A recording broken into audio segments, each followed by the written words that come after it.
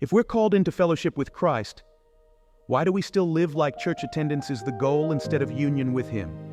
Day 106, 1 Corinthians 1, called into fellowship with Christ.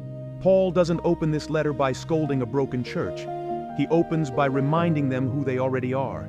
Called to be saints, enriched in everything, lacking no gift, called into fellowship with His Son. Before correction comes calling, before confrontation comes identity. A church full of division, confusion, immorality, ego, and spiritual immaturity. And the first thing Paul speaks over them is grace and fellowship. That confronts us, because we often define ourselves by our struggles. But God defines us by our calling. Not called into performance, not called into comparison, not called into church politics. Called into fellowship, living, breathing participation in Christ Himself.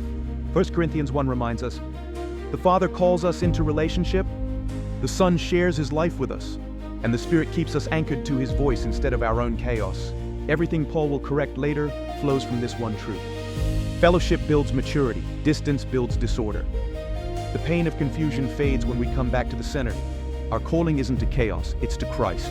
Comment called if we're done living on the edges and ready to live from fellowship with Jesus. Follow if you're walking through 1 Corinthians and want spirit and truth to shape your everyday.